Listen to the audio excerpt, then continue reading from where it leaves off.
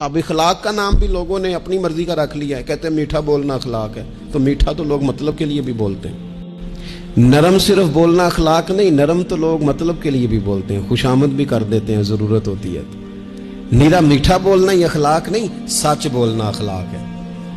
صبر سے رہنا اخلاق ہے، تحمل مزاجی اخلاق ہے، معاملہ فہمی اخلاق ہے،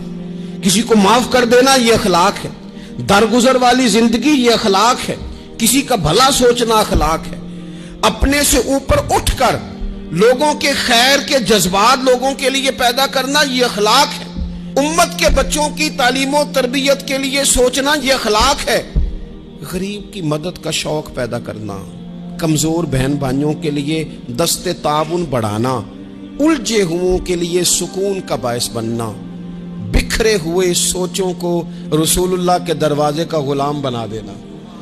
یہ اخلاق ہے۔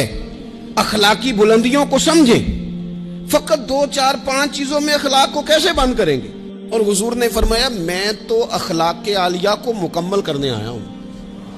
تکمیل کر دی نبی پاک نے اخلاق کی، مکمل کر دیے حضور نے اخلاق۔